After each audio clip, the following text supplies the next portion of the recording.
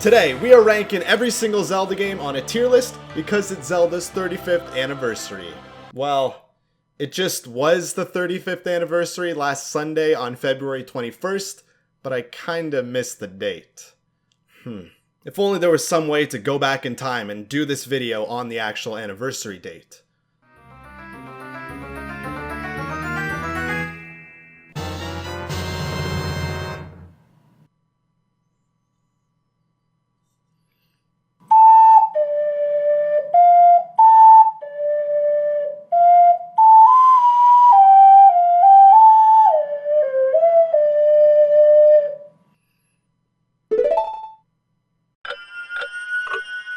Okay, so with that all cleared out the way, we are here on Zelda's 35th anniversary to rank the Zelda games. So we're gonna go through all the Zelda games here in order that they were released, and I even included the remakes here, so I'll talk about those together with the game. Plus I included a few games I haven't talked about before, like the Legend of Zelda 4 Swords over here. And obviously I got all the tiers here from S to D here, S being the best obviously, and D are the worst Zelda games. Okay, let's just start this off. Alright, so starting off here, we got Zelda 1 on the NES, and this game's a bit below average, so I'll put it in the C tier for now. Okay, so I like the whole idea of this game. You're just given an open world, and you can go crazy exploring. It's simple, and it's great. You can choose your path, collect whatever items you want, and just explore at your own will. That is awesome. It's a great concept. It has good enemy attack patterns, and the combat for what it was fun. But it's incredibly dated at this point. That's why it's at the bottom end of the list. All the Zelda games after expanded and improved on its shortcomings. Plus, there's a lot of cryptic parts and really outdated gaming moments nowadays, and that's really the main thing that puts it down there. But overall, I think you can still have fun with this game, even nowadays. And moving right along to its direct sequel, Zelda 2, I don't really like this game all that much, so it's gonna go in D tier. This one, they really shook up the Zelda formula from honestly every other Zelda game ever, and because of that, I'm not really a huge fan of the gameplay. I'd rather be playing a more traditional Zelda style. Plus, I don't know, the combat can kind of get tedious. Like, sure, it's fun to master some of the enemies' attack patterns and take them on that way, but yeah, I'd rather stick with the puzzle-oriented, more traditional Zelda games rather than this one. Plus, the world map, I don't really like how there's random encounters and all that stuff. So yeah, that's just another thing keeping it at the bottom of the list. Okay, moving right along, we got Link to the Past here, and this one was a big step up in the Zelda series, I'd say. I'd put it all the way to A tier. This game single-handedly created so many staples of the entire Zelda series and were carried on for so many games after. And rightfully so, this game had a lot of great ideas that could be expanded upon. Went back to the open map style like the very first Zelda game and expanded that even more. Seriously, the world's great, you can explore it anywhere, and it's crazy they can do all this back on the SNES. Plus, all the puzzles and dungeons were great. It was overall just a solid, fulfilling Zelda experience. And not much else to say. If you're looking for a great 2D Zelda game, Link to the Past will fulfill that retro itch of yours, I guess. But after that, we have the very first handheld game, Link's Awakening. And this one was a really solid game as well. I'm gonna put it right behind Link to the Past. And okay, for all the remakes I'm talking about, I'm just gonna rank them at the same time, since they're very similar. And this one was slightly better than the original, I'd say. So really interesting atmosphere here in Link's Awakening. It really had a totally different vibe than any other Zelda games before, and it felt like surreal, almost dreamlike. The characters were weird and interesting, the dungeons had great puzzles to them, and it was overall a solid 2D Zelda experience. And nothing was really downgraded, even though it was a handheld game. And the remake was cool too. It did go for a very unique art style, I'll say, and it was really nice to look at. It was a pretty game. And then it just made a lot of quality life improvements, like you don't have to equip your sword and shield anymore, plus you can just equip more items than the original game, so that's why it's a bit higher on the tier list. But regardless of which version you'll end up playing, they're both great Zelda experiences that you'll enjoy. And moving along, we got the most classic Zelda game, I'd say, Ocarina of Time. Come on, it's gotta be an S tier. Same with the remake, S tier as well. So honestly, what's there really to say about Ocarina of Time? It perfected so many things all the way back then for the first 3D Zelda game. This game has something for everyone. There's so many dungeons, so many interesting puzzles in the game. The characters and story are great. The locations are interesting and some of the most classic Zelda locations ever. And really, there's not a lot to hate about this game. Sure, there's annoying parts that haven't aged as well, but you can look past those and look at all the great things that it did. And the remake on the 3DS was probably just as good, probably even better, because there was quality of life improvements. And this was just because you can switch items faster since you can now use the touchpad of the 3DS, and the graphics are obviously prettier. But I don't know, they're pretty well the same, it's preference. I'm just putting the original higher on the tier list, merely because it's a home console game and I just like playing on a controller versus a handheld, especially for this style of Zelda game. But regardless, this game's a classic, you're gonna like it. It's Ocarina of Time. What do you want me to say? And after Ocarina of Time, it actually got a sequel known as Majora's Mask, and I'd put that at A tier, probably right behind Link to the Past. And honestly, I'd put the remake, I don't know if I could put it much lower, because obviously it's a remake, so they're pretty well the same game. But I like this significantly less than the original, and I'll get into that. So Majora's Mask, some people love it and say the best Zelda game. I'd say it's a good Zelda game, okay?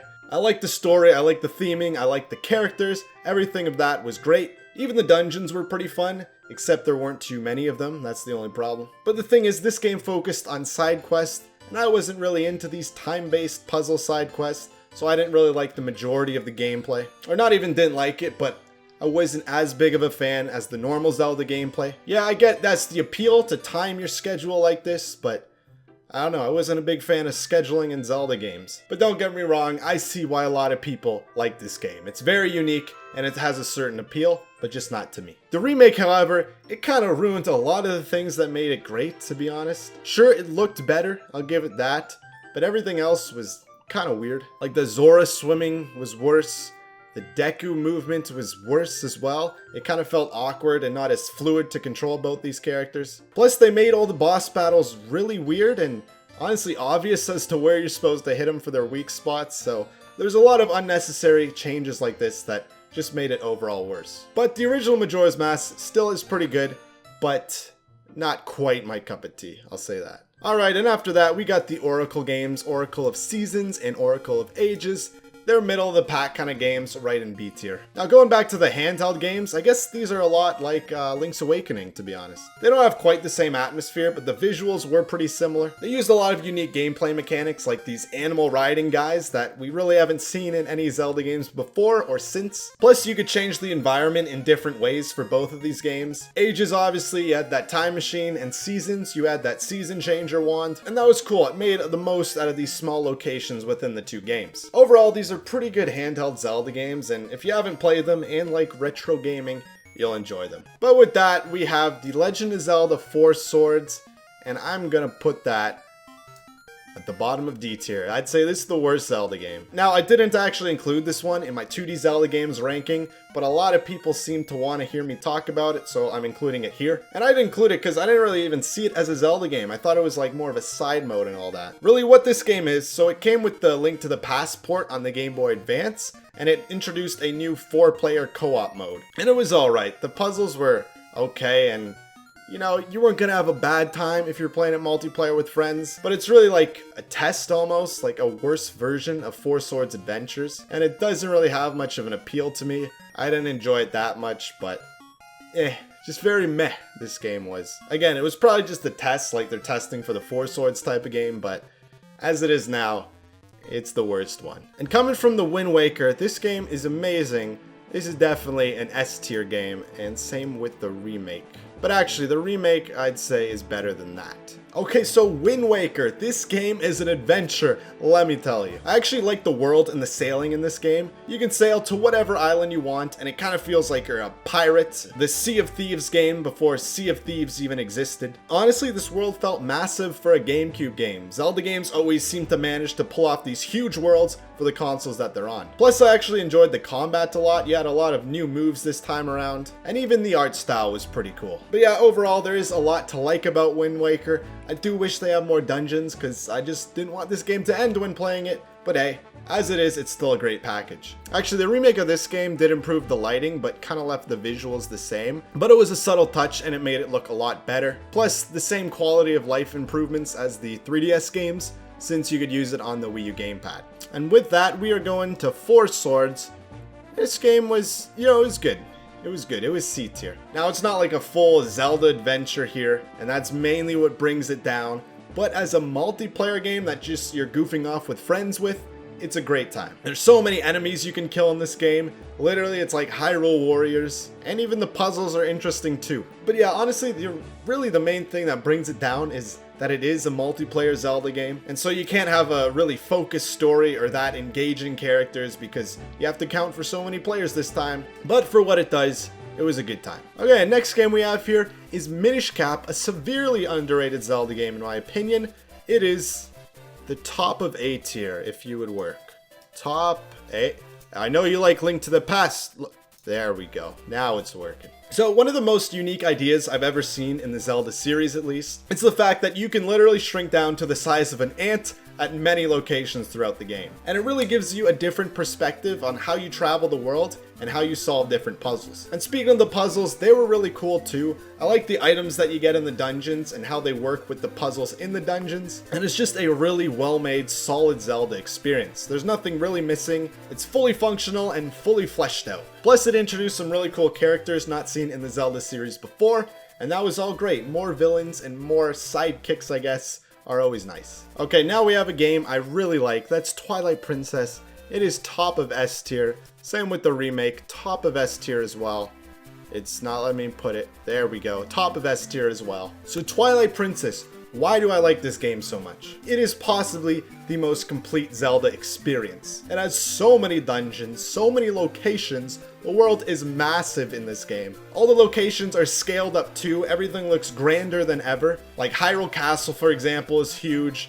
The valley up in Gerudo is massive, and there's so many different biomes as well. The puzzles and items were all interesting. Even though the items at times weren't the most useful, they were all interesting like we haven't seen before. And honestly, the characters and story was just really captivating. Really, it had so many pieces to this puzzle of this game, and each piece was fantastic and honestly close to perfection I've seen in Zelda. Like, yeah, there were some slower parts, but I found they were over fairly quickly and didn't drag on. There were just parts that weren't up to par with the rest of the game. And the remake, however, I was kind of disappointed with. I wish they did more with it. Like, this is the first time they didn't actually update the visuals, they just scaled the resolution. And honestly, that's pretty lazy, to be honest, Nintendo. I didn't like that factor that much. But technically, if we're being totally comparative here, it is better with a better resolution. And of course, the ease of use options like Wind Waker on the Wii U gamepad. And yeah, honestly, these are close to the perfect Zelda games for me. My favorite so far in the tier list that we've seen. Okay, so moving on here, let's go Phantom Hourglass. I'd say a middle of the pack Zelda game, right up B tier. See, Phantom Hourglass had literally every single DS feature crammed into this game. And while it was really cool at the time, now it's alright. It's just alright, I'll say. It had that boat going for it, but you can't drive it directly, unfortunately. You gotta draw a path, which I didn't like. However, the dungeons were still very interesting in this game, and they actually used the touchpad in really cool ways. That is a highlight, I would say, for sure. Like, yeah, even though a lot of things were not necessary in the touchpad, they still did hit a lot of good things with it. So it's kind of weird that way. I'm kind of mixed on this game. That's why it's a middle of the pack kind of Zelda game. It was kind of forgettable though. It kind of just blends with Wind Waker. That's the one thing I'd say. It's kind of a lesser version of Wind Waker. But if you haven't played Wind Waker or just want more of this style of Zelda game, you're still gonna enjoy Phantom Hourglass. It's not a bad game at all. But keeping in this whole style, we got Zelda Spirit Tracks, and it's similar to Phantom Hourglass, but I'd say better. This time I actually really liked how they used the DS features, oddly enough. I think they took out a lot of the gimmicky parts of Phantom Hourglass and just kept in what worked. No repeating dungeons anymore, that's great. Plus you got a train, and that was kind of hilarious. You can control Zelda for cool two-player puzzles. I really like that concept as well. And there's overall a lot of creativity in this game, but at the same time, it was kind of simple, so I'd put it at the middle of everything, I'd say. Not much really to make this a super good game, but it's not bad by any means. It's fun, for that matter. Oh, then we got Skyward Sword. Oh, Skyward Sword, oh boy. I don't even know. I'm gonna go top of B tier. I think that's where I'll place it. So, okay, Skyward Sword. One of my most conflicted Zelda games I've ever played. On one hand, it does a lot of things great like other Zelda games. It has really cool locations, a very cool story, great characters, an interesting art style, and even the puzzles and the dungeons are pretty fun. But it is one of the most frustrating Zelda experiences I've played. Okay, they're so hand-holdy and it is so slow-paced. The item descriptions literally come up all the time. Your little helper person, Fee, spoils the puzzles in a lot of instances. She just keeps talking, and before you can even see what the puzzle is, she tells you the puzzle and the answer. I'm not kidding, there are certain puzzles that actually do that. And then the cherry on top of this frustrating part of the game, I'll say, is the motion controls. Obviously, they're a bit finicky. Plus, everything is a motion control, so it kind of gets annoying by the end of it. But yeah, I don't know. It has so many things great, but it had so many flaws to it as well that it's gonna be just middle of the pack, I think. I don't know what people's consensus on it. I think there's a lot of Skyward Sword fans, but at the same time, a lot of people hate on it too, so I don't know. That's what I think about it. Now we have Link Between Worlds, a surprisingly good Zelda game. I'd say it's the top, close to the top of A tier.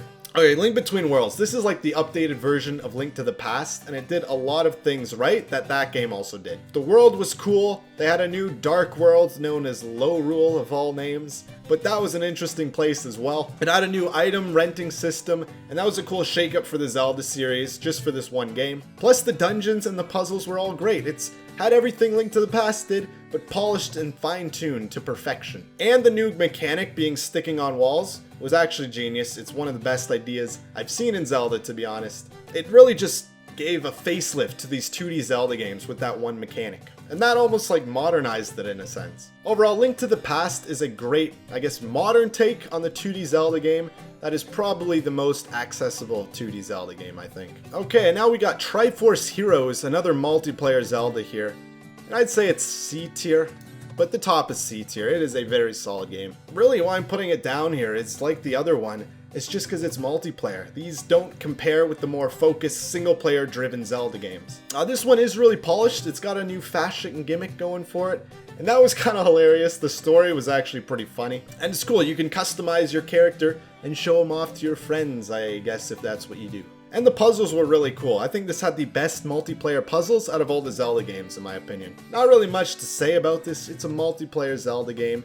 You kind of get what you expect here. It's a fun time, but it's not a grand adventure like the other Zeldas. Okay, now we come to the final Zelda game, Breath of the Wild. And where do I place this? At the very top of S tier. It's my favorite Zelda game. Honestly, Breath of the Wild is one of the least Zelda-y Zelda games out there, but it still managed to be so great. You literally get lost in the world that it creates. It's one of the best open world games ever, honestly. And this is Zelda's first attempt at an open world game, and it does it so well. See, everything works together. You can chop down trees and get the wood for trees, and then if you add fire to certain materials, everything will act accordingly and actually burn. It is so well thought out. There is so much work put into this game. It's actually crazy that this released in one game, I guess. Honestly, you could just see the amount of effort, love, and passion they just poured into this game. All that aside, it's just really fun to play. The gameplay loop that it provides is amazing. The puzzles are great.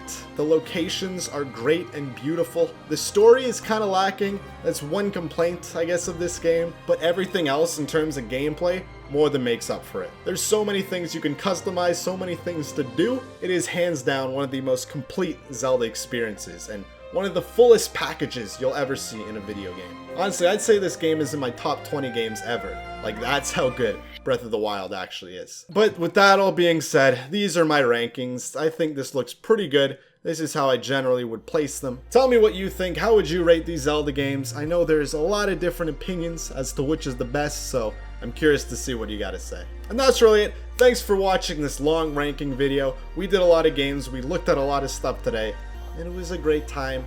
I will see you guys later.